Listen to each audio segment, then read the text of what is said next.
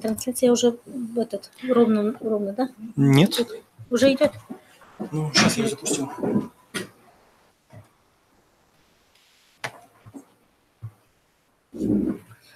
Так, у нас громко, не громко будет. Песню включить.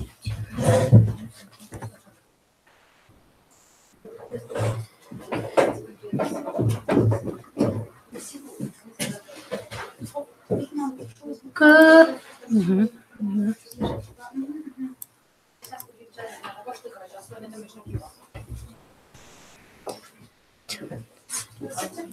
Güzel, lanet projetej.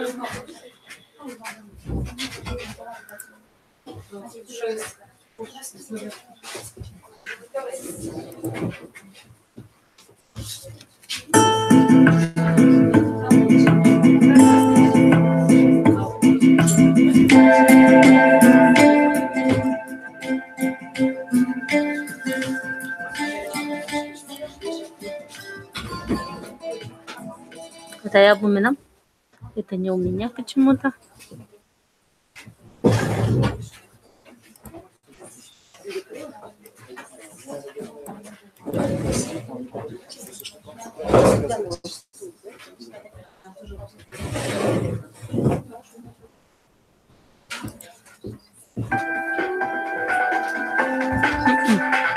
Оно играет совсем другое. Ну, можно сделать, чтобы вот это играло? Что именно? Вот получается, вот треки вот эти друг за другом. Потому что оно играет из библиотеки музыку какую-то, а тут стихи. И мне что-то он не хочет. До начала хотела, пока Наташи нет, включить.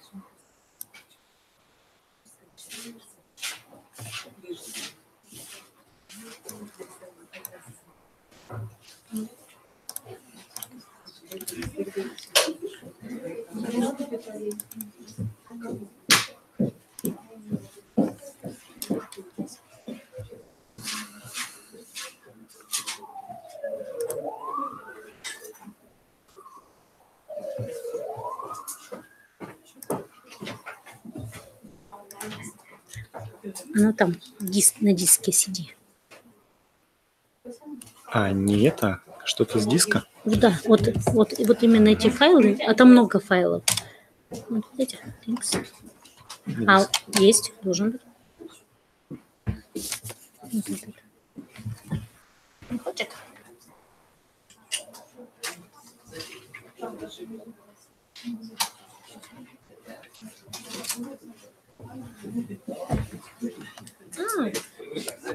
Все понял. Другой ноутбук.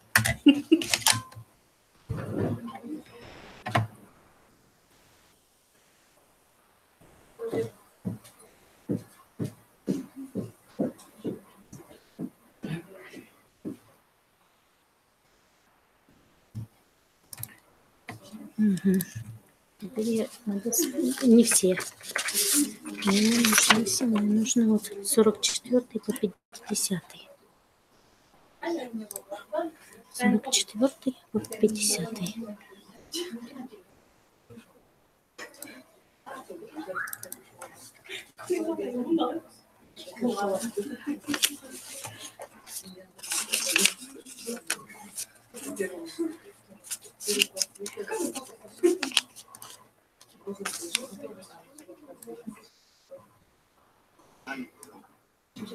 Вот и дивно.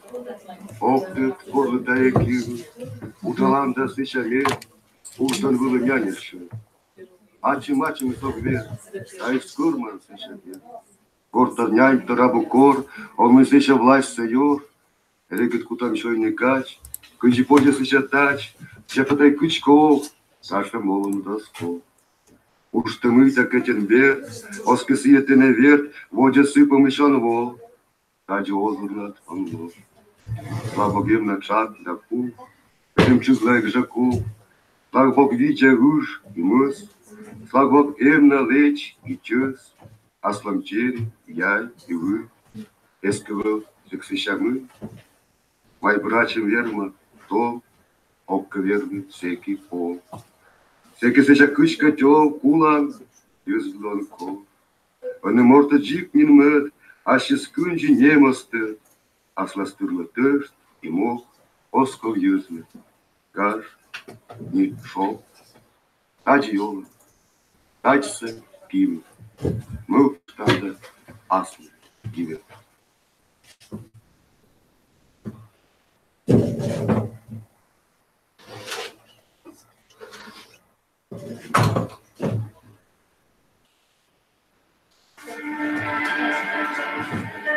An omse, an kuš, on ka bytke vyliš čuš. Gaška, kā galamos zguliš, tavas velačina vyliš. Da daš tom vieš. Da je olamsis on keš, ka ti virnas abu matis. Da je olamis vikatis.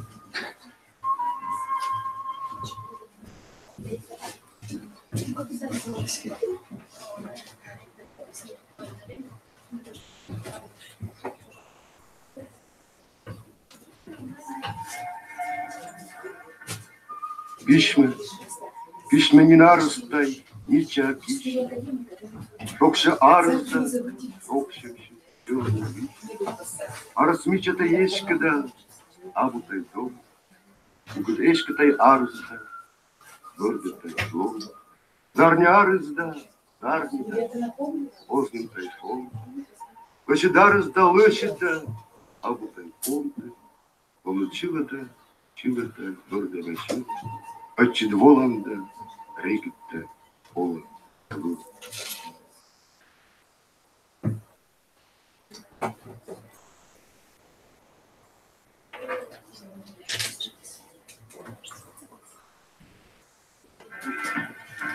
А ему была чужанда, овнысы, отчет. Тут закорчанда, немче лицу борща вытче. Немче что борща вытчанда, Olmadı. Bunu suva vıçında ulaşış vıtın.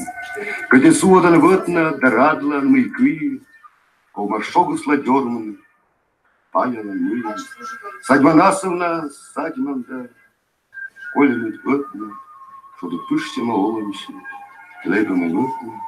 Садьманасовна садьманда, ловит лытпени, тут закорченда, шуптагис, колема.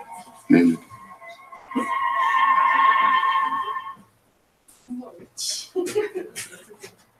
Ты надо знаешь.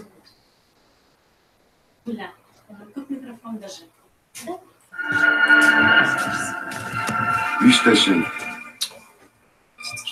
Kıjnan şok şide, kıjnan bö. Mortlan çılımın sabutay kır. Çitama çılımda, çitama lo. Шума еннізді күдену.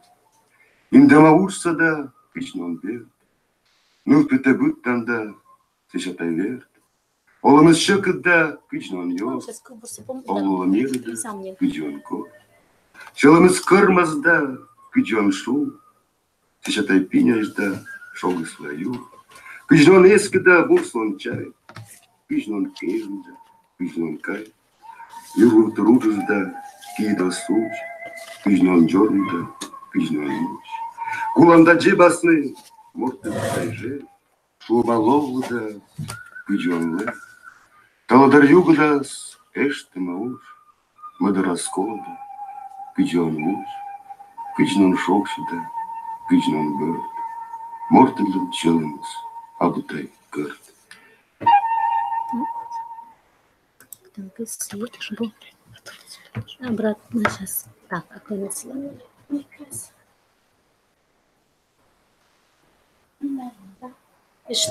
А, есть? Да. А мы нам дети можно выключить, да? Лымнис, дырнис. Да.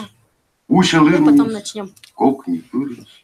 Вылнис, ене шоршнис. Ага. Ты пукал. Вот там одни. Пукши. Ты так че пукши?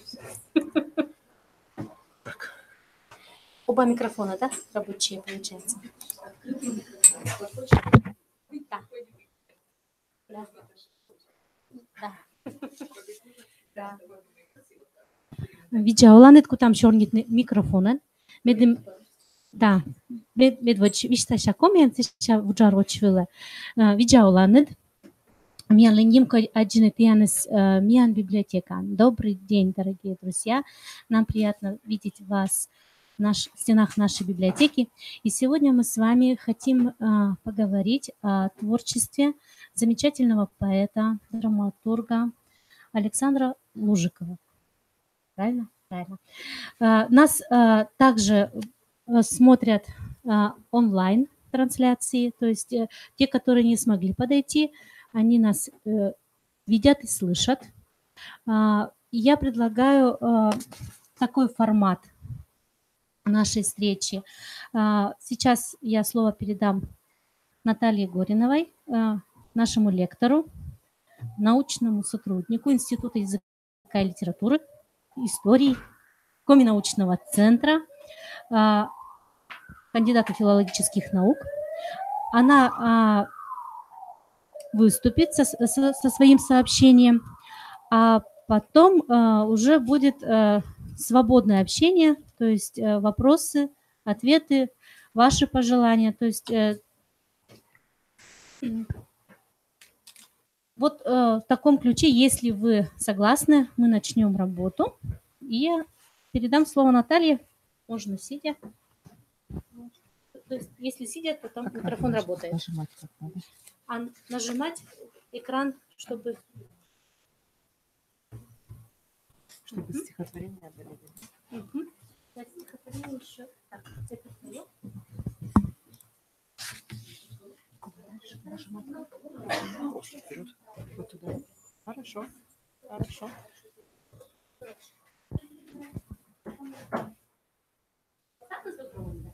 Подилська герой.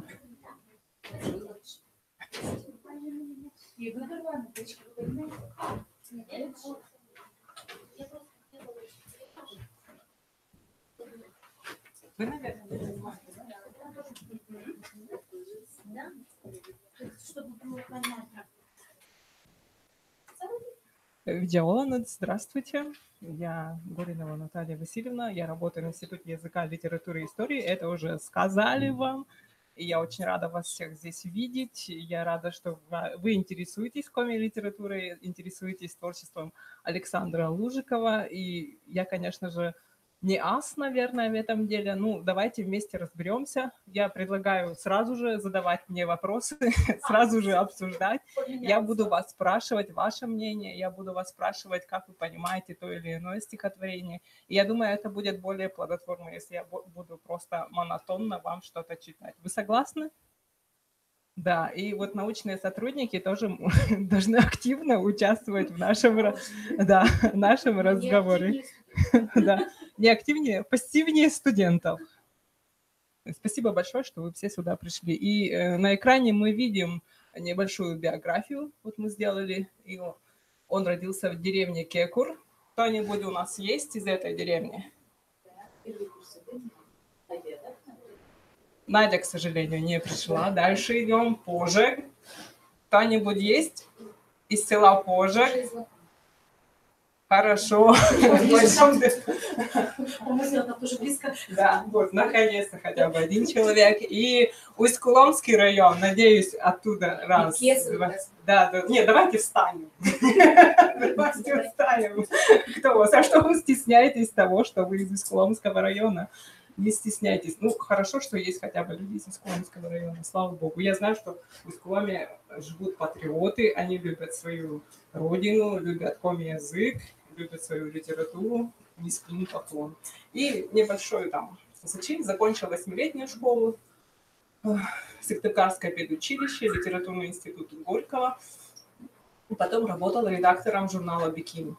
Ушел из жизни он очень странно, об этом мы позже поговорим. Итак, сколько лет ему исполнилось в этом году?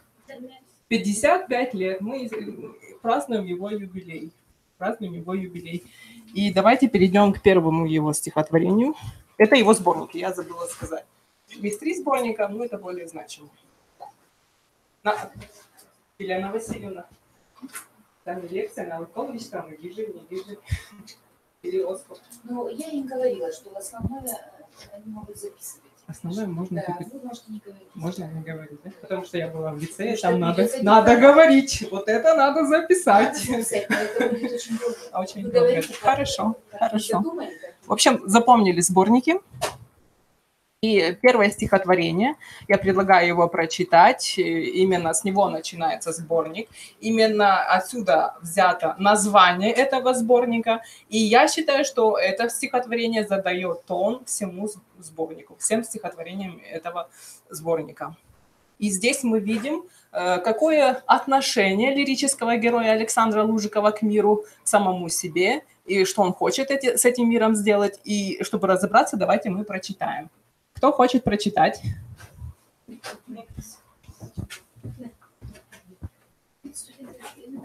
Котячим мунаким двърти, лолай леба югод јене шърти.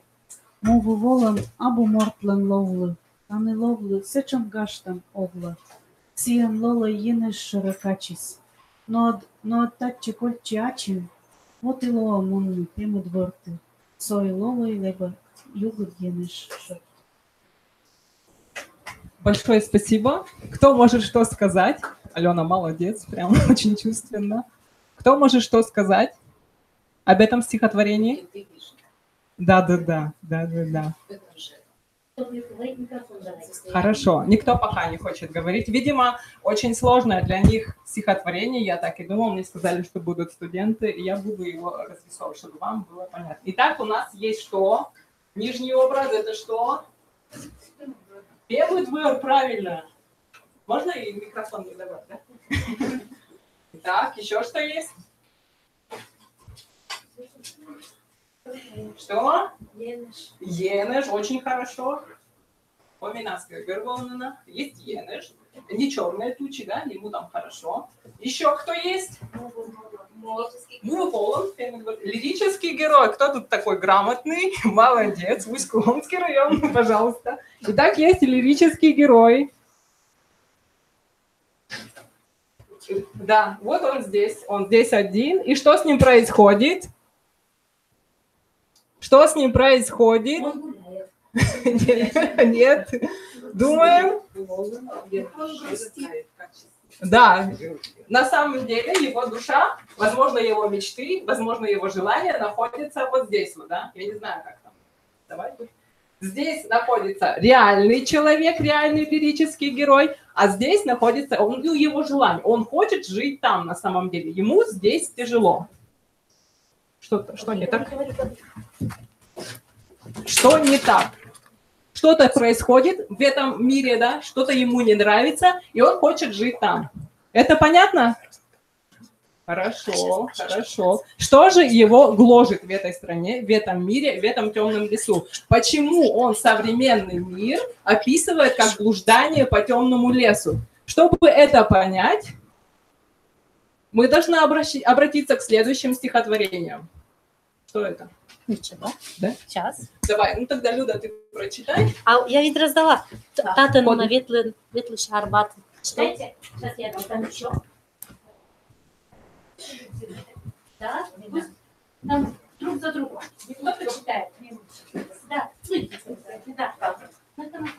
Тата на ветлый арбатын, вуза лира муза. И Христоса шижем шайтыш, вузавлышсо озырмыны чайтыш, шуда ыния Иуда.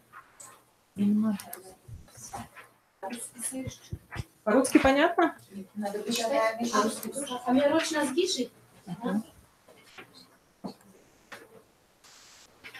Подвиж.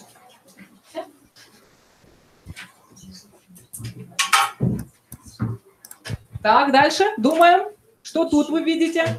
Я вижу две отсылки на два произведения.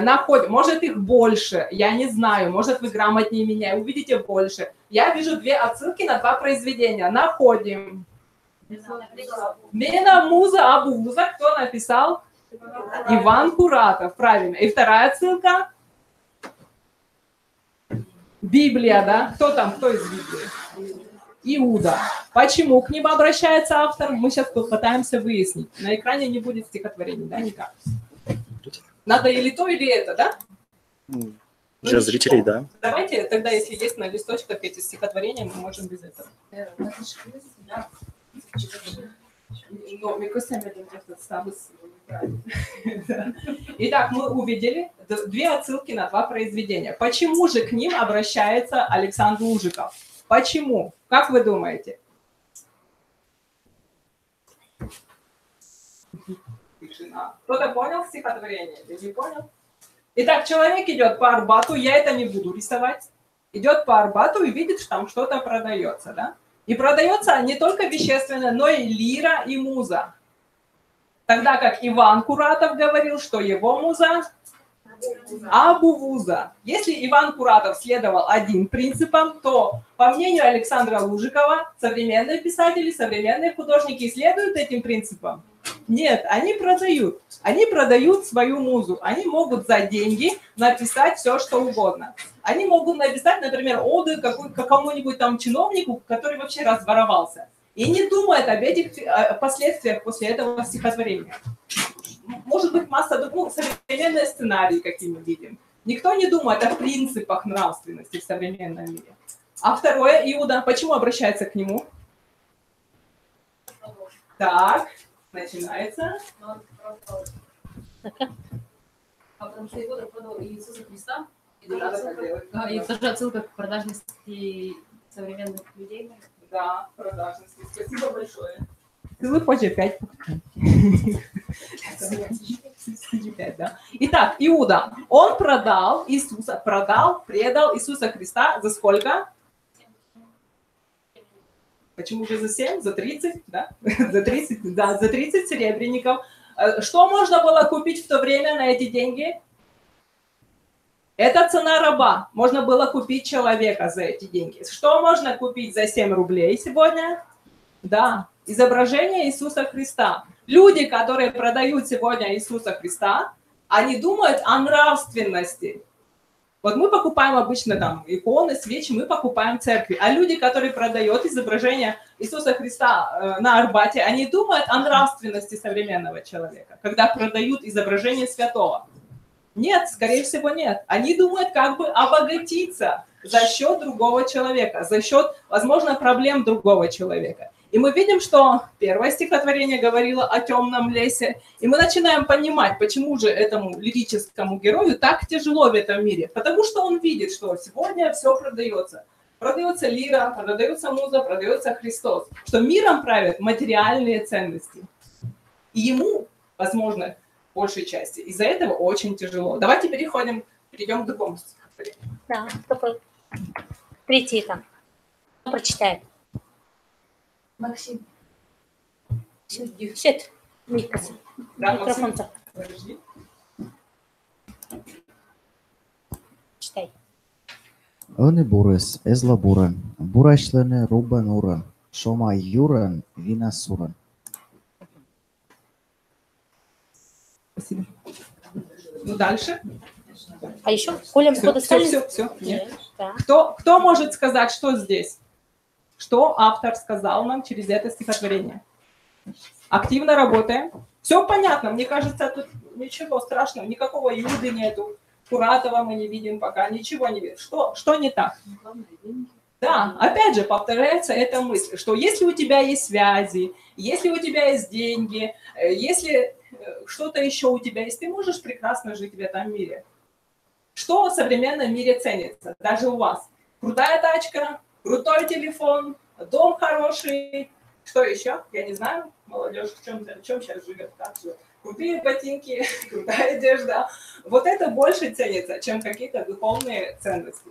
И опять, возвращаясь к стихотворению первому, мы видим, да, почему ему так тяжело в современном обществе.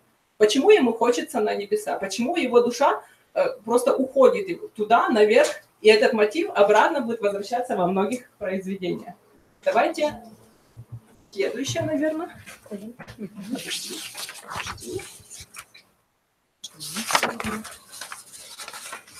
Ага. Ходы выйдя. Подождите, это нет. Нету? Я еще добавила. А.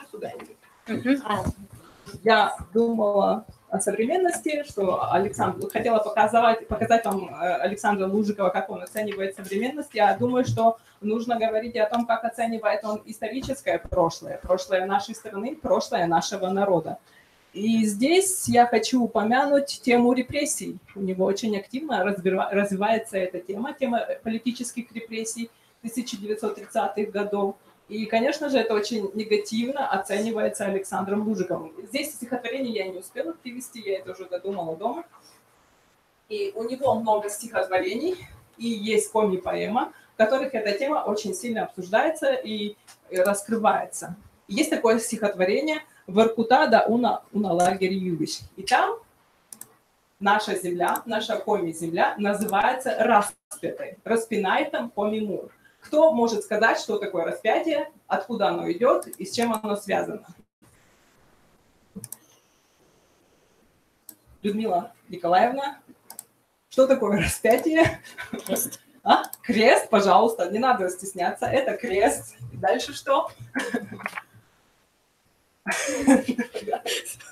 Итак, распятие. Нам известно распятие, конечно же, со смертью Христа. Со смертью, это но распятие, на самом деле, это было обычным актом, что ли, расправы, потому что тогда в римском обществе. То есть распятие это было до Христа. Но с появлением Христа и с его смертью значение и символика изменилось. В нашем сознании это стало олицетворяться именно с распятием.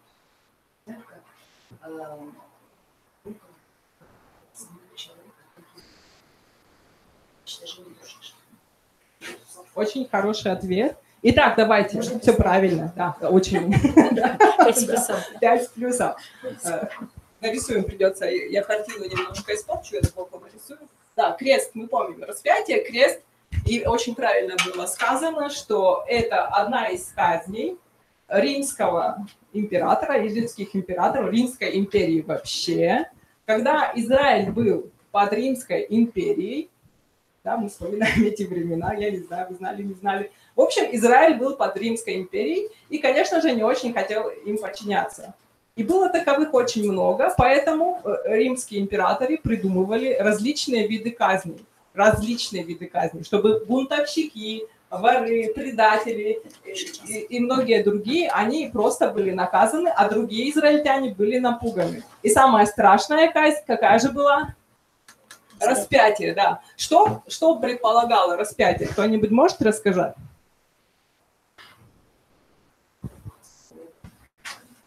Во время распятия человека вешали на крест, и ему ноги и руки прибивали гвоздями к кресту, и, по-моему, еще вбивали гвоздь в пупок, но кресту его не били, потому что ему села муха, и она его спасла. Почему это самое страшное? Потому что при таком виде казни человек очень медленно. Это очень медленная и мучительная смерть. Несколько дней человек висел на израильской жаре. Это вам не Коми-республика. Он умирал от жажды, умирал от голода, умирал от боли. Да? Руки, ноги, все было прибито.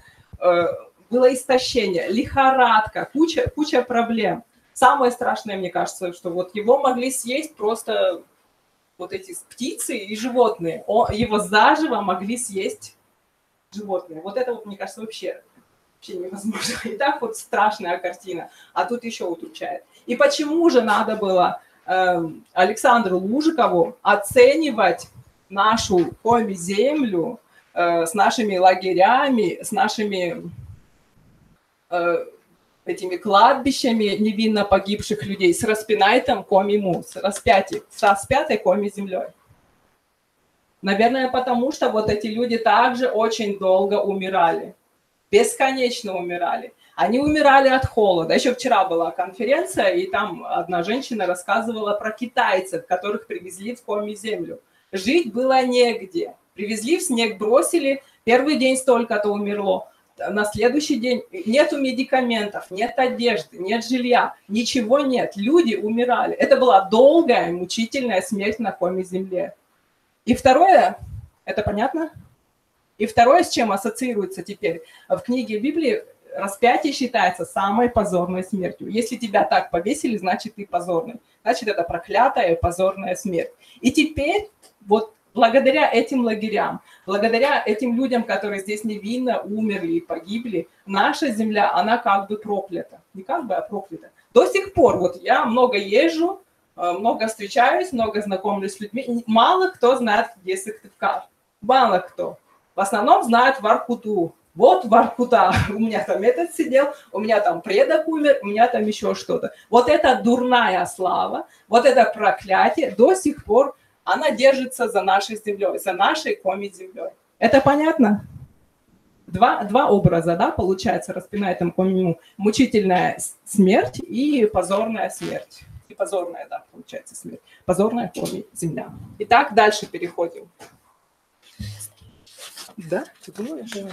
Ага. У тебя остается? Да, это вот пока остается. И в связи с этим хочется обратиться к коми-поэме.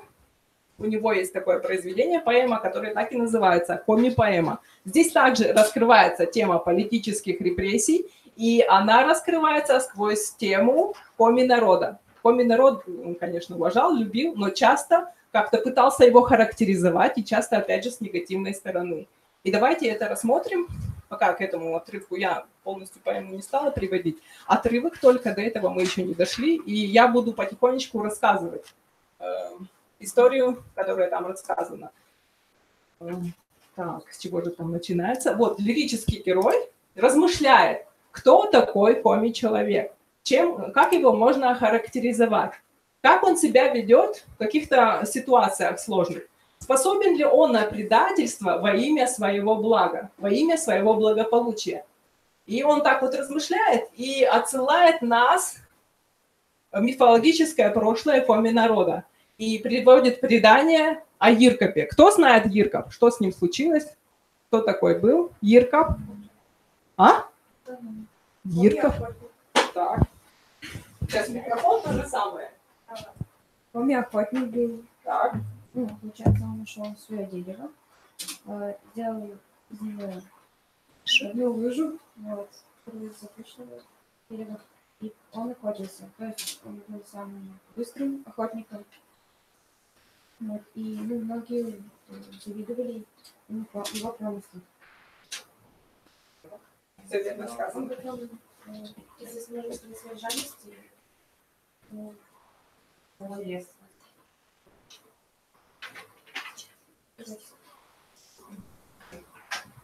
Все очень правильно, да. Это был такой охотник, у него были суперские лыжи, он гонял на них и мог за 300 километров от дома за час дойти и принести очень много-много добычи.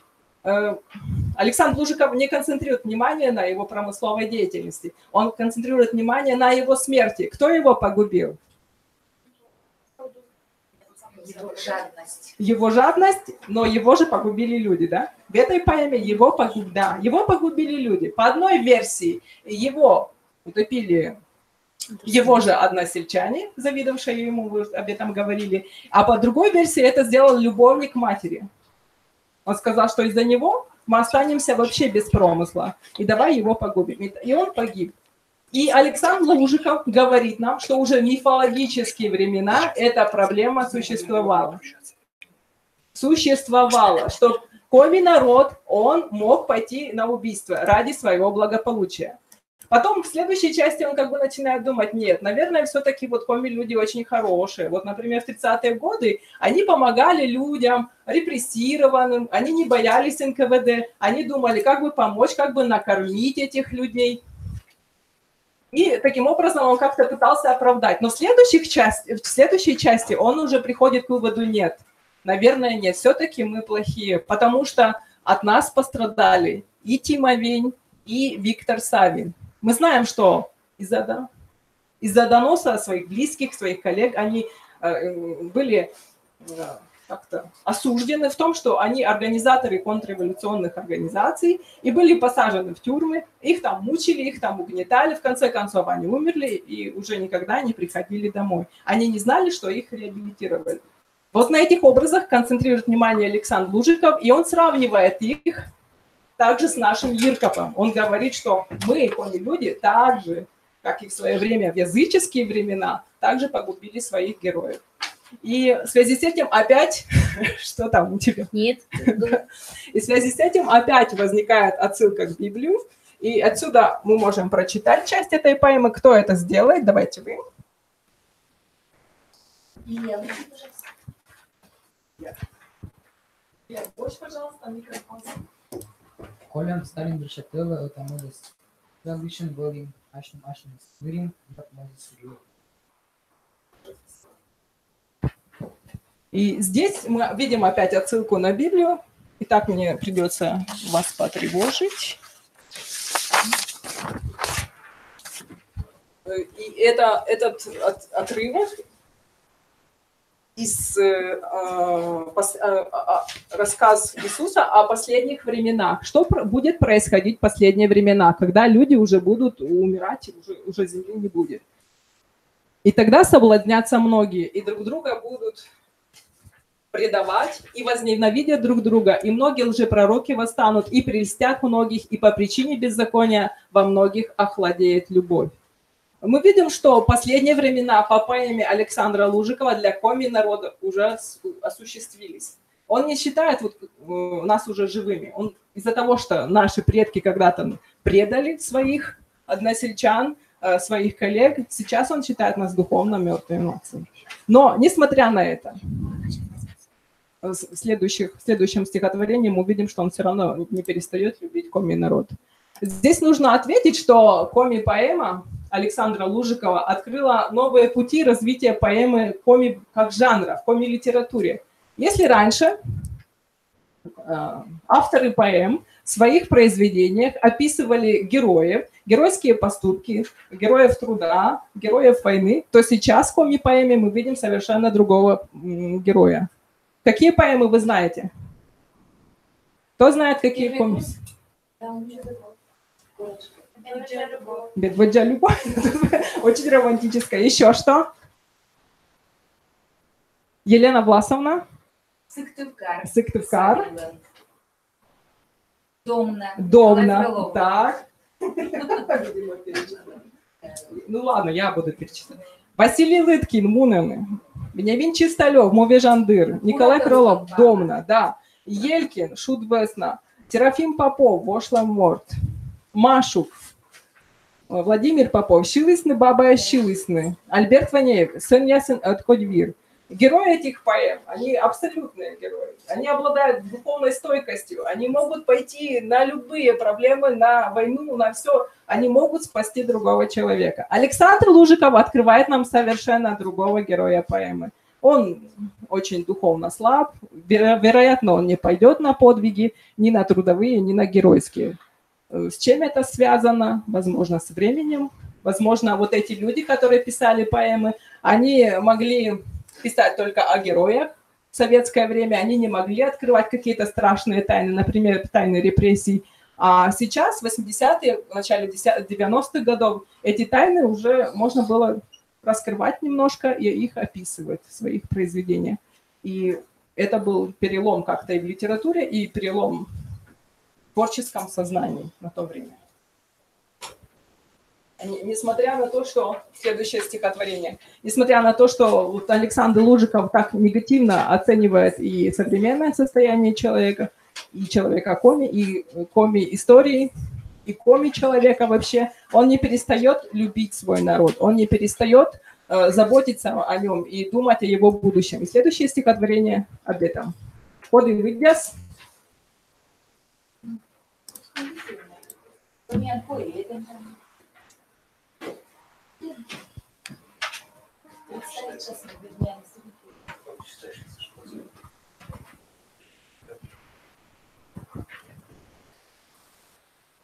Пыльный цвет, как из матери, голос Волжи в кратер. Пыльный, луна до мне ставил, мой голос комнаты там посадил. Из пыльной, как из срочный ужас, на тиростом ясном ужас. И коми войкали слуховые, мы вот сын начал голову. Большое спасибо. Кто что хочет сказать из этого стихотворения? Мы здесь видим любовь Александра Лужикова к своему народу. Да, конечно, мы видим. В чем это выражается? Да, в страхе. Да?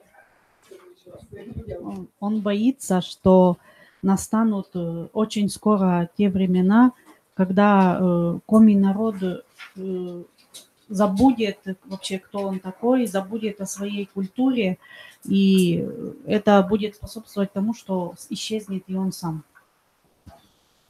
Большое спасибо, мне даже нечего, наверное, добавить к этому. И вот эта тема продолжается в его поэме «Бърдана пера югът шонде». И здесь автор, опять я не привела пример, но придется немножко рассказать о ней. Вся поэма проникнута стремлением найти героя. Мы видели, что героя в его поэмах нет, как такового, а эта поэма проникнута стремлением найти этого героя, который бы помог коми народу, восстановил его национальные ценности, который бы остановил нашу катастрофу эту экологическую, возможно, эту свалку на нас надвигающуюся, восстановил идеалы коми народа, остановил ассимиляцию коми народа, это потерю коми народом своего языка. Но, к сожалению, он его не находит. И к еще большему сожалению, он понимает, что сам не является таким героем. Он бы очень хотел помочь своему народу, но никак. И чтобы дальше продолжить характер вот этого лирического героя, который мы начали в этой поэме, мы переходим к следующему стихотворению и будем думать, какой же у него уже характер, и какие черты, и какие чувства его в основном обуревают. Следующее стихотворение.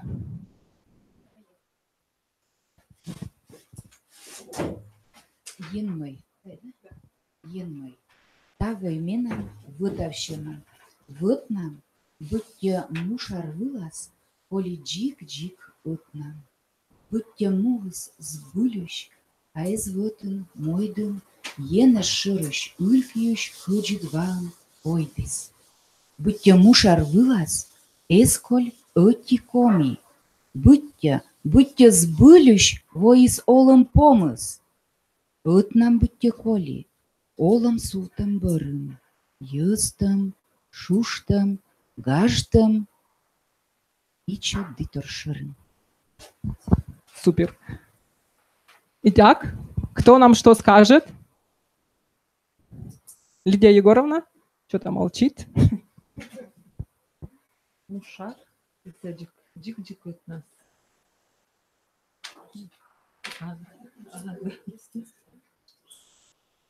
То, что лирический герой чувствует себя одиноким в целом мире.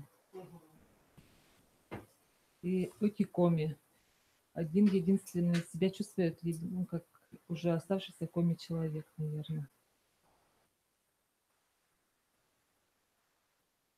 Шуштам, гаштам.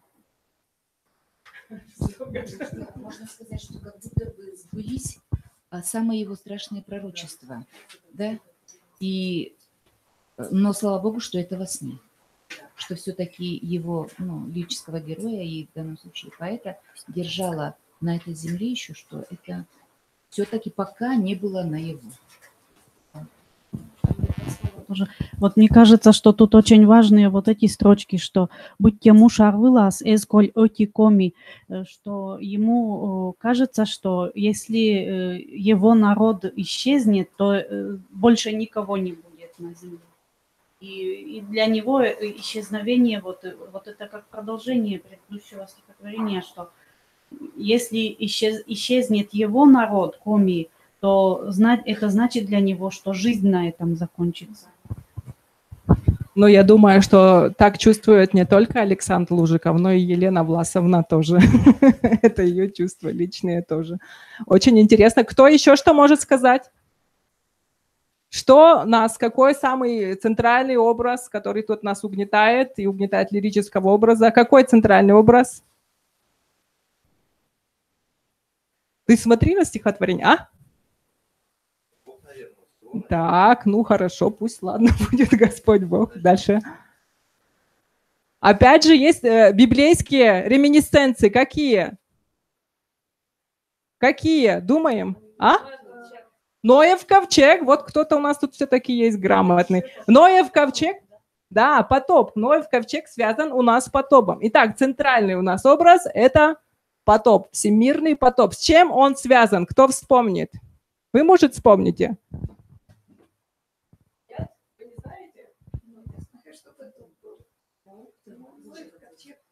Паре по паре и спаслись. Все. Так, все, да? Итак.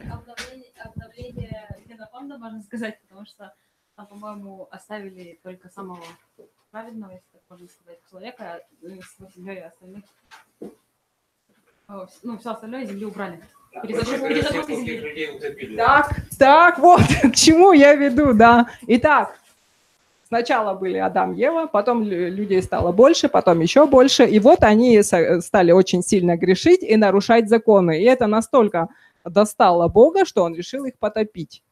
Сколько дней длился дождь, чтобы потопить всю землю? 40 дней и 40 ночей лил дождь. Слава Богу, что вы это знаете. И вот земля вся в воде, и остался один праведный Ной и его семья, да, в количестве сколько там? 3 сына, жены и его жена. Где-то 8 человек получилось за меня. Итак, эти люди спаслись. Здесь этот образ, опять же используется Александром Лужиковым, и он не концентрирует, опять же, внимание на общечеловеческом грехе. Он не говорит, что вот люди согрешили, и давай Бог их топить. Нет, он концентрирует внимание на собственных чувствах, что ему очень одиноко. Этот образ потопа раскрывает его личные переживания и личные чувства, что ему в этом мире тяжело, плохо, и он чувствует себя очень-очень одиноко.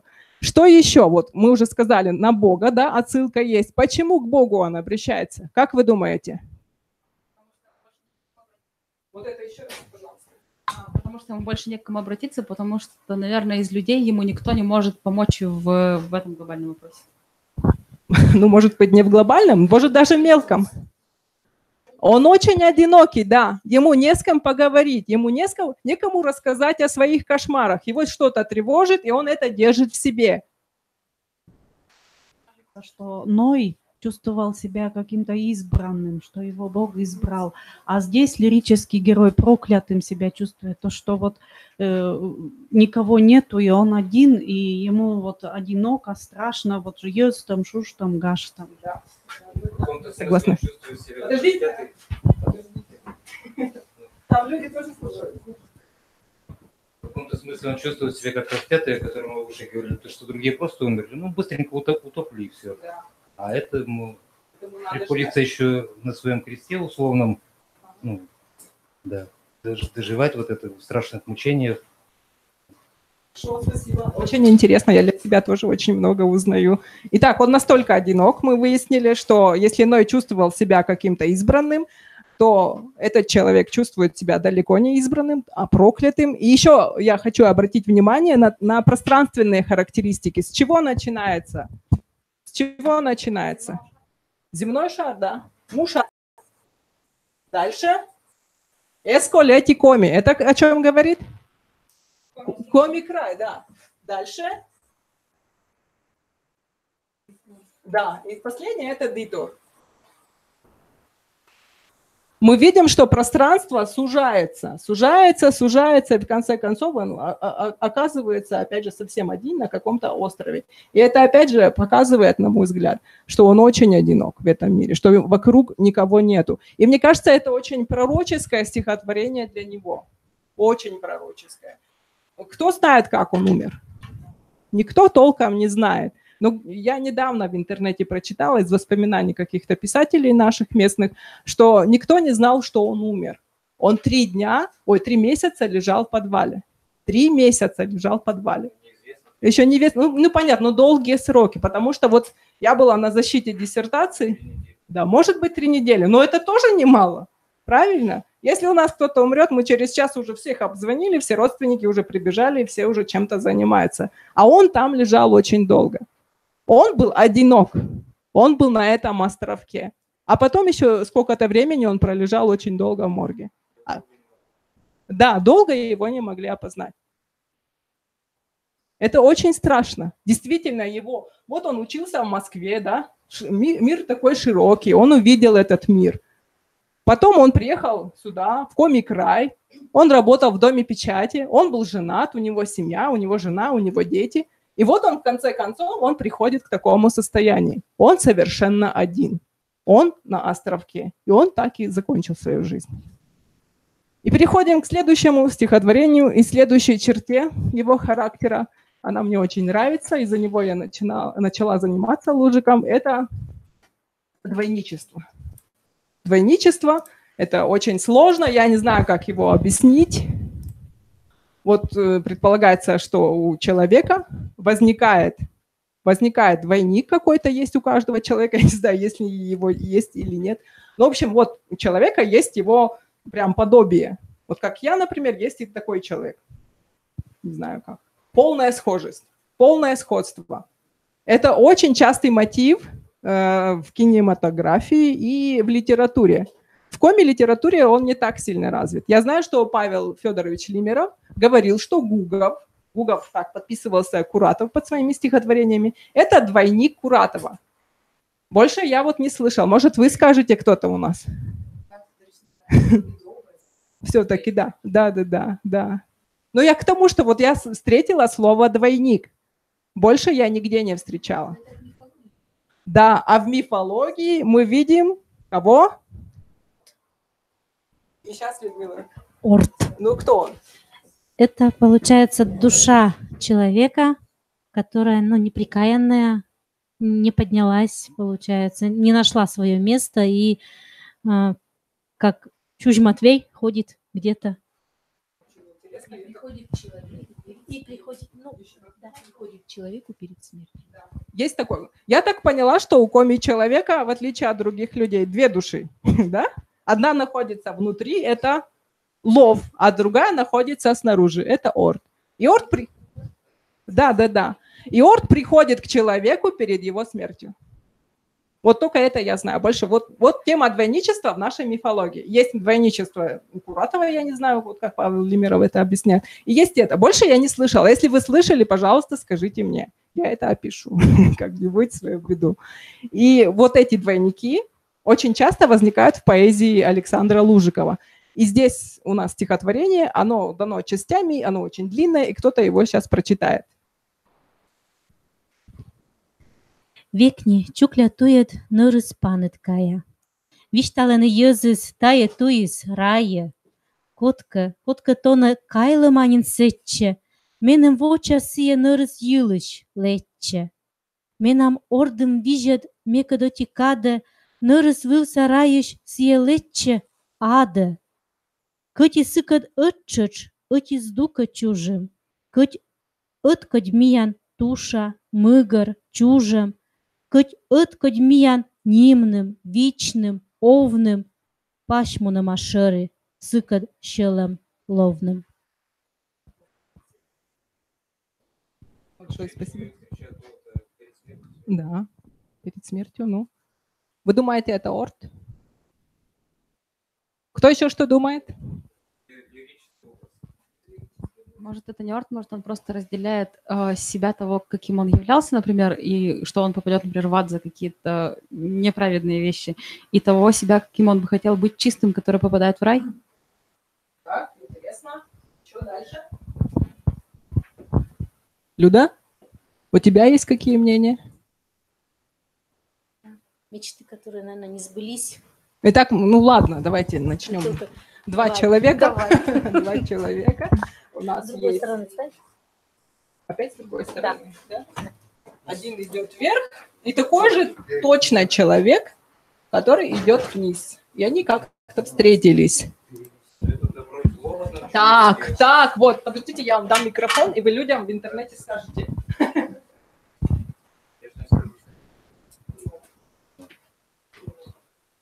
Как бы две сущности одного человека, добро и зло. Ну, зло, как это принято всегда, оно лезет куда-то вперед, вверх. Да?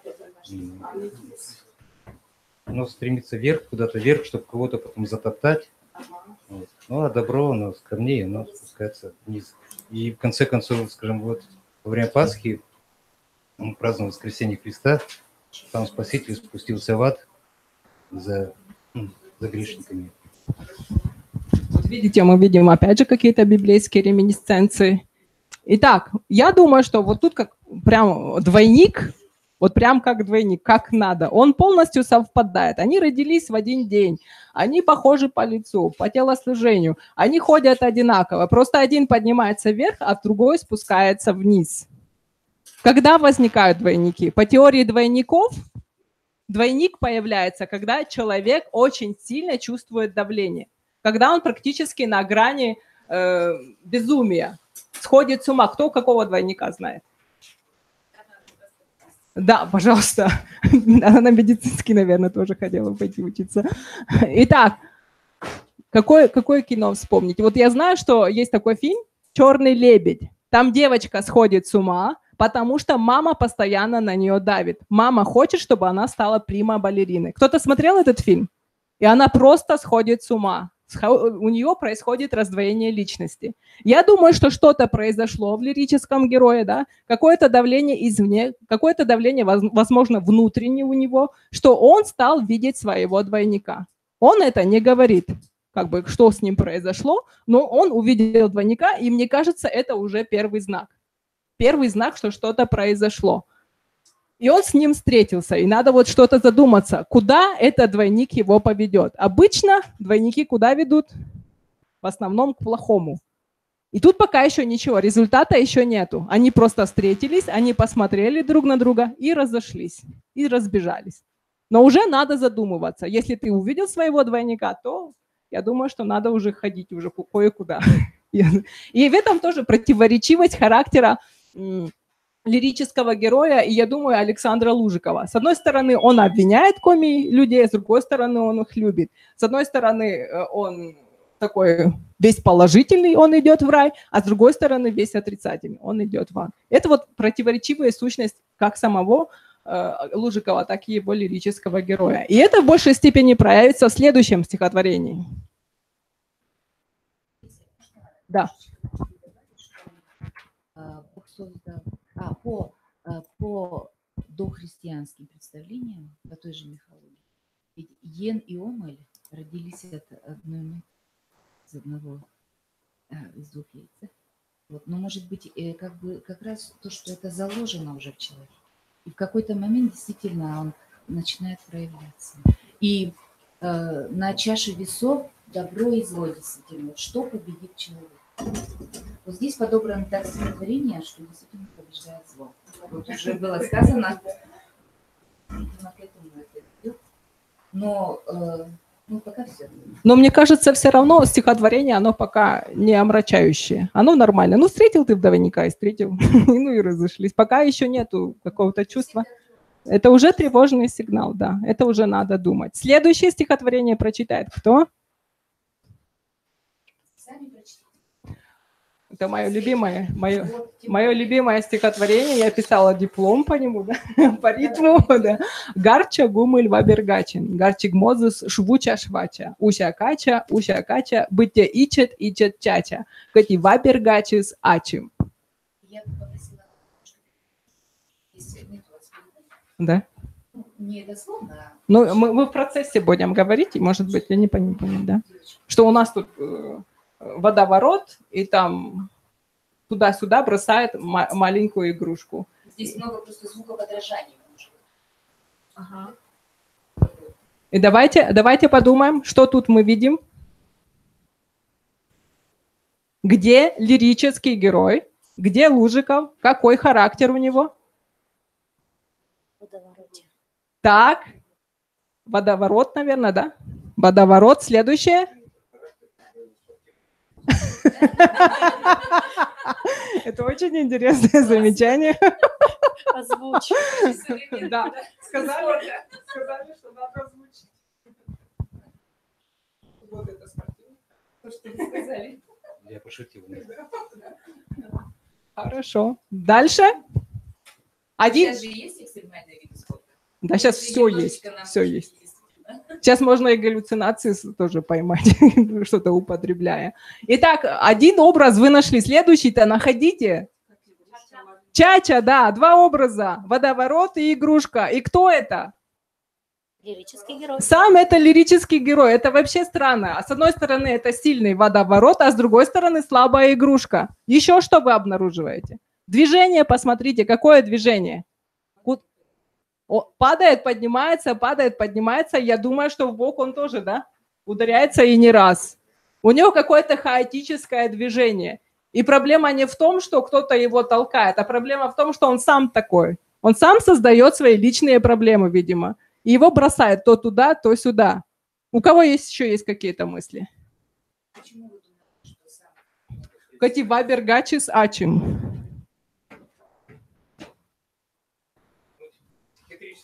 Он просто не может ответить, да, если он сам.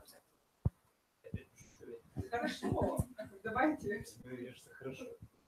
Ну, просто человек крутится, как игрушка, которую бросили в стиральную машину, его вертит, там, стирывает, а то выясняется, что стиральная машина – это тоже он сам. Ну, это, в общем, психиатрические мультфильмы сегодняшние. Большое спасибо. Здесь стиральная машина возникла. Что уже, да? Нет, еще не все. Ну, если может человек, если надо, идите, уже все.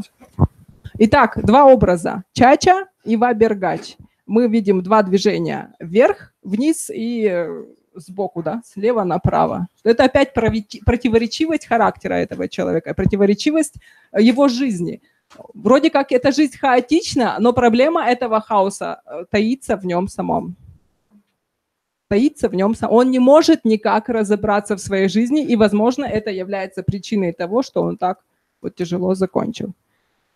И, наверное, чтобы вот как-то закрепить этот мотив двойничества и вообще, это мы переходим к следующему произведению. Оно очень сложное, я не знаю, как я его объясню, но попробуем. Это, его здесь уже нету, я буду его рисовать. Это драматургическое произведение «Уджудвищем». Его надо написать или не надо? Да? «Уджудвищем». Да. Да, ну вот не думайте, девочки, думайте, таги. Да, и это мне интересно ведь. Да. Да, да, да, да, да, да, да. Ага. Да, да, да. Ого. Вещам. Даже уже в названии какое-то есть противоречие, потому что... Хорошо. Потому что нету в нашем разговоре «уджуд вещам». Говорят о каком вещам? Худшем вещам. Щекот вещам, да. «Уджуд вещам». Да, тяжело. Да, тяжелая болезнь.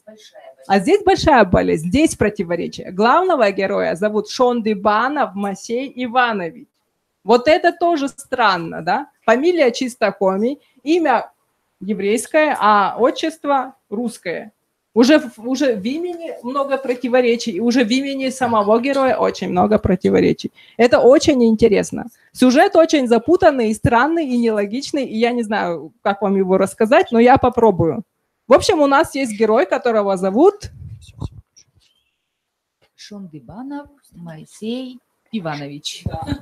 Он, да, я хочу, чтобы вы запомнили. Шондыбанов. В следующей игре «Что, где, когда» этот вопрос прозвучит. Кого так зовут. Так что имейте в виду. Шондыбанов Моисей Иванович. У него... Это действие происходит, насколько я поняла, в Советском Союзе. Он является поэтом, писателем, он является орденоносцем и секретарем партии ячейки или вообще какой-то партийной организации. Я не знаю, что это для вас что-то говорит, не говорит, но я думаю, Елена Васильевна знает, да, что такое партийная организация, хотя бы вы можете нам рассказать, если что. И ему все внешне он показывает, что все это ему нравится. Ему нравится быть коммунистом, ему нравится писать стихи о светлом будущем, ему все это нравится, и он все это внешне показывает. Но впоследствии оказывается, внутри он вообще ненавидит это все. Все ненавидит. И СССР, и его идеологию, и какие-то проблемы там, и не проблемы. Ему все это не нравится. И это настолько вот глубоко в него засело, что он постоянно вот эту маску носит, что ему все хорошо, а внутри он это переживает, что и некуда выпустить этот пар. Некуда показать, что ему не нравится. И он пишет, конечно же, стихи. И в стихах он об этом рассказывает, да? В стихах рассказывает, и ему кажется, что если кто-то их прочитает, его обязательно посадят. Он ждет этого. Если вдруг кто-то обнаружит эти стихи, его посадят. И вот однажды к нему приходит гражданин Икс. Да? Гражданин Икс. Они почему-то разговаривают, ну, это у мужиков, наверное, быстро как-то делается, потому что они болтают, выпивают, каким-то рубашку и дарит он гражданину Икс. Сидят хорошо, потом они стихи ему читают, как ни странно, первому попавшемуся человеку, и потом они дерутся. Дерутся, непонятно почему, но мне кажется, чисто по пьяни. И появляется милиционер.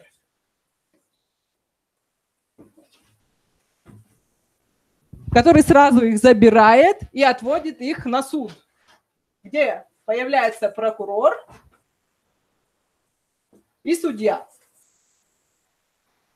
Их сразу начинают в чем-то обвинять и осуждают, и судья дает им срок. Прокурор находит какую-то причину, их осуждает, дает 10 лет строгого режима.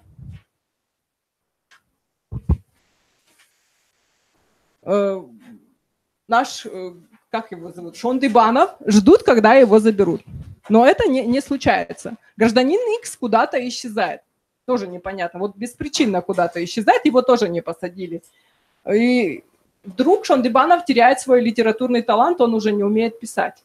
И, видимо, как-то себя, чтобы подбодрить, что ли, в этом плане, он превращает свою квартиру в тюрьму. У него на окнах решетки, вместо дивана нары, сам он одет в фуфайку. Зачем это все? Я вот лично не понимала, когда я читала вот эту драму. А дальше появляется опять гражданин Икс. Оказывается, он был за границей и стал великим бизнесменом. У него куча денег, и он осуждает Шондибанова за его литературную деятельность, зовет к себе в Америку и таким образом как-то вот все навязывает. И это все не нравится Шондибанову. И чем все заканчивается? Да, не то что дракой. Шондибанов убивает гражданина Икс.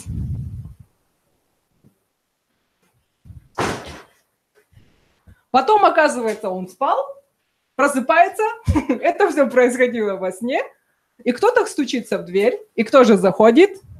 Гражданин Икс. Что за пьеса? Вот что, к чему, как? Как вот подкатить? Мне дали драматургию разбирать, я вообще не знала, что делать. У Юшкова, например, все просто, да? Работа, персонажи, герои, колхоз Селептам, чему нам, все понятно. А тут ничего не понятно. Я и так пыталась подойти, и вот так пыталась подойти, и ничего не получалось. И потом уже до меня стало доходить, что это все-таки надо рассматривать это произведение сквозь призму теорию двойников. Двойников, да? И я написала статью, она очень длинная, в 12 страниц, я не буду ее рассказывать, но скажу уже выводы, к чему я пришла. И получается, если рассматривать все это сквозь систему двойников, то все начинает проясняться.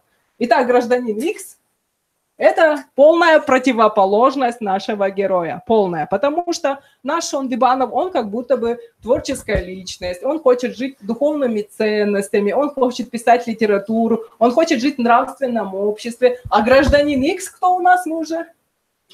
Бизнесмен. Он живет чисто материальными ценностями. Прям полная противоположность. Материальные ценности. Он живет деньгами, как лучше заработать, как больше заработать, как потратить и так далее и тому подобное. Мы видим, что это уже полная противоположность, это двойник. Дальше идет милиционер, прокурор и судья. Они также являются двойниками этого Шондибанова, потому что никто иной, как милиционер, какая у него задача? Он ищет, в то время было, видимо, это принято, нам рассказывали на работе, как на работе наши следили друг за другом и стучали, да, куда надо, директору там. Этот во столько пришел, этот тогда-то ушел, этот там бухал, там вот так-то. Этого видели с девочками. Да. Видели. Там, говорит, фикус, говорит, стоял. Фикус стоял, и за фикусом все время, говорит, сидел человек, и все это рассказывал, и все стучалось. Не буду говорить. И, в общем, милиционер, он все время следит, как бы, чтобы произошло. Не то произошло. И вот милиционер, я так думаю, что Это маленький самоконтроль Лужикова. Он все время за собой следит, чтобы он там что-то плохое не сказал, чтобы он плохое что-то не увидел, чтобы он не прочитал свое стихотворение. Шондибанова, да. Он постоянно. И это опять же является его двойником. Прокурор, какая у него функция? Он кричит постоянно на гражданина X и на Шондибанова. Он пытается найти преступление там, где его нет. И своими допросами доводит до исступления этих персонажей. И мне кажется, сам этот Шондибанов доводит себя также до исступления. Все время задает себе вопросы. Куда ты ходил? Туда ты ходил или не туда? С кем ты встречался? Как ты разговаривал? И следующее – это судья. У него небольшая там функция, он дает только 10 лет тюремного заключения. Я думаю, что он тоже сам себя, этот Шондибанов, пугает этими годами заключения постоянно. И все эти личности являются вот его двойниками с точки зрения двойников. И если рассматривать с точки зрения двойников, будет понятен сюжет. Зачем надо было вот это все проходить и почему Шондибанов, непонятно почему, да, превратил свою квартиру в тюрьму. Почему? Прочитать, да. Вот вы выходите. Я думаю, что вот когда я разговаривала, читала доклад по Лужикову, там присутствовал Павел Грудов. И он говорит, конечно, такие гениальные драмы будут писать, потому что они учились в литературном институте, а я не учился. Я замечу. Спасибо большое за вопрос. И в итоге получается, что он превращает свою тюрьму, потому что он сам себя приговорил. Он сам себя нашел, сам себя приговорил и сам себе сделал тюрьму. Потом приходит гражданин X, который является его двойником, и его убивают. И вот эта судебная система, она также продолжается. Он сам себя обвинил, он сам себя посадил, и он сам же себя убил. То есть он является также еще палачом. И все становится на свои места с этой системой двойников. И это, конечно, Люда, очень сложно, но я вот попыталась так вот объяснить вам. Там и Орт есть, и Иуда есть, и все, нас все перемешано. Очень долго надо читать и вдумываться. И мы приходим к выводу какому, что вот такой человек, партийный лидер, партийный секретарь, он чувствует давление. Вот мы к предыдущему стихотворению мы возвращаемся. Чувствует давление свыше или внутреннее, и он тоже приходит к каким-то галлюцинациям. И эти галлюцинации приходят к нему во сне. И вот к какой драме он приходит. Понятно? Да, когда все-таки огромный страх, который живет внутри человека. Особенно с точки зрения, может быть, 90-х годов, когда стала переосмысливаться предыдущая эпоха, то, конечно же, там тоже были крайности, впадали в крайности. Сейчас как-то по-другому уже осмысливают. Да? Но вот здесь автор фиксирует, вот, как мне кажется, на этом вот огромном страхе. Почему такие образы возникают? Да? Потому что человек боится, очень сильно боится, и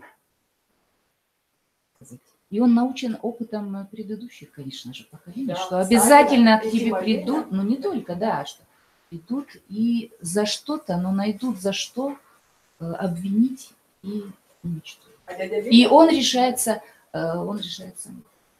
прежде чем с ними разговаривать. Да. Очень интересно, да. Я не очень уже помню. Да. Это контекст. Надо рассматривать в историческом контексте, что писатели боялись писать. За что у нас сидел Тимовень, за что сидел Савин. Многие страдали, многие писатели страдали. И этого тоже боялся наш Лужиков. И вот вышла его, пожалуйста, пьеса. Я думаю, что надо переходить к выводам, и я хочу, чтобы вы сделали сами эти выводы. А я буду записывать. Это могу.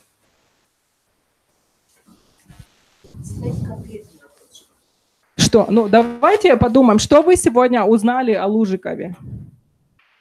Девочки, вот из академии надо. И даю школу, что я племянница Лужикова. А вот, конечно же, вы мне тоже поговорили. Вот девочки из академии госслужбы. Вам знакома была эта фамилия? Ну, вы скажите. Просто скажите, да. Не было. Не было знакомо, но сегодня могут сказать, сколько удивительного. Надо отвечать. Да. О. Нет, просто потому что девочки впереди сидят, может быть, вы знаете. Еще раз. Да, раньше мы этого человека не знали совсем, но сегодня мы узнали столько интересного о нем. Хорошо.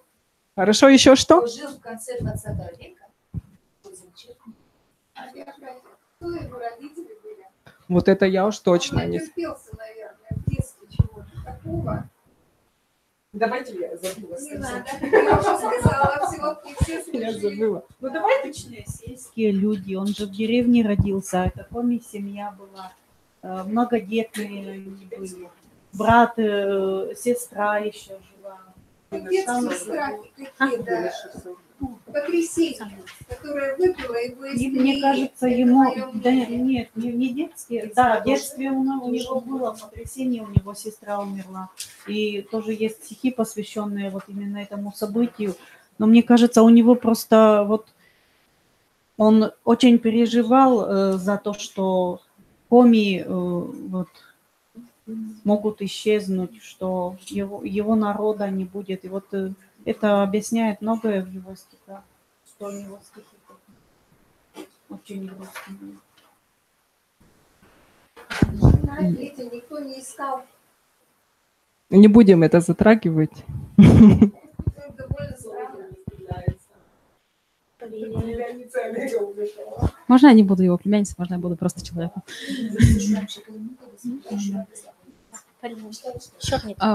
Просто, например, сегодня то, что мы слышали, что мы читали, видели, то может сложиться очень какая-то грустная картина вообще в общем, потому что это и одиночество, и какой-то темный лес вообще вся жизнь.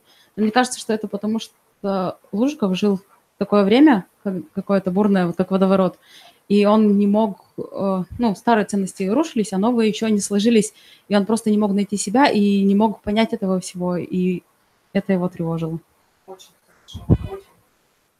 Пуктай, пожалуйста. Хорошо. Старые цены разрушились, а новые не сложились. То есть у слушающего может появиться впечатление, что теперь они сложились. Теперь 12 лет спустя. На самом деле они сложились, просто исчезла потребность в этих ценностях. Я бы так сказал. Они просто сложились в другую ценность, в машины и в кольца или там еще. Ну не у всех, да. Как раз почему и это раздвоение-то происходит. Потому что все прекрасно понимают, что это не настоящая ценность. И то, что вы вначале сказали, вот молодежь, что все. Почему молодежь-то? Наоборот, это же старшее поколение и показывает молодежи. Хорошо, хорошо. Ну, я не знаю, но вот мне кажется, внутренне... Хорошо. Я просто... Тонко, да. Я оцениваю своих родителей, вот с точки зрения своих родителей. Для них все-таки благородство, честь, достоинство – это что-то еще ценится. Они не живут вот как раз тем миром. Молодежь перед вами сидит. Неужели для них нет этих ценностей? Конечно, есть. Есть, вы думаете? Ну, давайте. Ну, что не почему? Вы думаете? Хорошо, пусть они скажут. Да, давайте. Ну, да, на уровне инстинкта, да. Да, на уровне инстинкта. Так, еще? Чуграмские люди. Я думаю, что должны что-то сказать. Да. Ну, я, честно, для меня это была закрытая тема. Я не знала про Лужикова так много. А благодаря сегодняшнему дню я много о нем узнала. Его стихотворение – это целый, получается, цикл, соединенный, наверное, образом одиночества. И мне кажется, да, и мне кажется, он очень сильно любил свой народ, расписал так чувственно о нем. Хорошо. Хорошо, что еще Слава Богу. Людмила Николаевна. Людмила Николаевна. Ты что узнала? Я что узнала? Ну, во всяком случае, мы всегда открывали Лужикова вот как лирического героя, да, то есть его произведения всегда вот с каким-то лиризмом в большей степени ассоциировались, да, его любят за то, что он очень мелодичен, красив его язык, да, вот, например, та же песня «Пепелистый соколы», это же шедевр, вот, а здесь, когда вот рассматриваешь его стихотворение, ну, можно сказать, с другой стороны, да, то есть вот действительно с темы одиночества, то, что его никто не понимает, оно открывается по-другому, И, может быть, некоторым он покажется не таким, каким он на самом деле был, да, что он не такой, но мы открыты к диалогу, да. И я думаю, что если смотрят сегодня нас его односельчане, да, с Пожега, с Кекура, я думаю, что они нам расскажут и напишут свои впечатления от нашей лекции, как они видят его творчество. Вот. И я думаю, что многим из нас захочется его перечитать.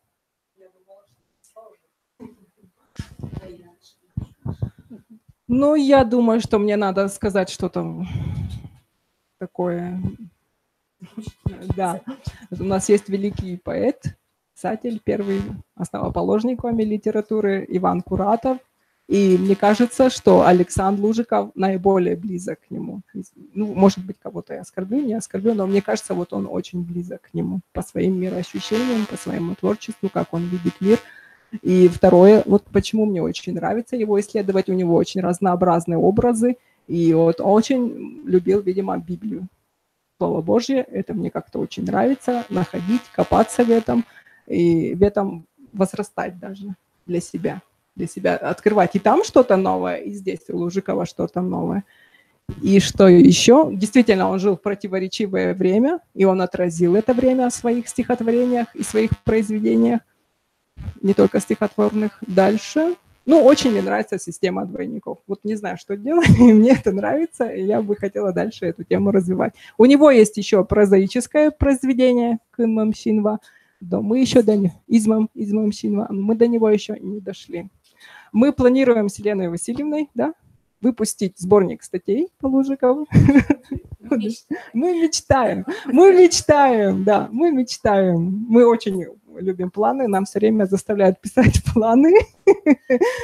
Мы мечтаем о сборнике статей по Лужикову и надеемся, что в будущем это как-то осуществится и реализуется. Да. Да, вопросы? Да. А и приз в студию, призы есть?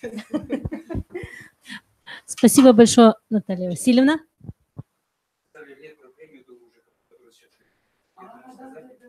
А я писала это было написано на первой страничке. Да, семья Лужикова, наверное, дочь в большей степени. Жена и дочь, да, вместе, да, учредили премию молодым поэтам и писателям, которые пишут на коми-языке. И кто-то у нас уже получил. Шомусова, Ерофеева, да, Оля Баженова, да. Кстати, у Оли Баженовой тоже есть пьеса, в которой тоже как будто бы есть двойники. А следующая тема, да? Один из первых так мощно стал тему разрабатывать, да, тему. Я уже сказала, что Александр Лужиков, конечно, один из первых стал разрабатывать так мощно, сильно, глубоко вот, библейские мотивы в жизни, да. Но не зря он к ним обратился. Он вот именно мироощущение человека на разрыве времен, что ли, да, передал, как нельзя, вот, ну, лучше можно, если так сказать, а как нельзя, вот, как никто не смог передать. И мне кажется, что у меня такое ощущение, что вот последние годы он еще более актуальным становится. Я хотела этот вопрос Наталье Васильевне задать, да, но уже сюда, уже вы не дали нам слова для вопросов, поэтому скажу, да, что он актуальнее и актуальнее становится. И просто я хочу сказать, что вот эти стихи, ну, трагические, вот, драматические, да, такие страшные, можно сказать, страшные образы есть. Иногда даже не знаешь действительно, как к ним подойти. Есть произведения, которые я вообще даже как бы нужно настроиться сначала, чтобы их прочитать, потому что они, такая мощная энергетика не только положительная, но и отрицательная идет. Вот то, что изгубило, может быть, действительно душу поэта, ну, а может быть, не изгубило. Мы не можем этого, да, сказать, вот это его судьба. Это его судьба, вот такая должна была быть. Вот. И если, не знаю, если студенты что-то еще скажут, давай я тоже скажу, что я, конечно, очень-очень удовлетворена сегодняшней нашей встречей. Я, честно говоря, не ожидала, что у нас так креативно все это пойдет. Наталья Васильевна, большое вам спасибо, что вы все это так продумали сами. Конечно же, я знала, что Наталья Васильевна очень хорошая студентка была, что она очень интересный человек, у нее очень интересные статьи, такие тоже неожиданные, с неожиданной стороны она смотрит на произведение и раскрывает, раскручивает этот водоворот как бы в обратную сторону, да, вот, и хочу вас похвалить, вот, и, да, и сказать большое спасибо, и продолжать в том же духе. Вам большое спасибо за присутствие. Я хочу, чтобы вы все любили коми-литературу, коми-поэзию и Александра Лужикова. Я надеюсь, что я какое-то зерно в вас сегодня посеяла. Ищите, копайтесь, любите, читайте, делайте все для этого. Спасибо большое. Спасибо.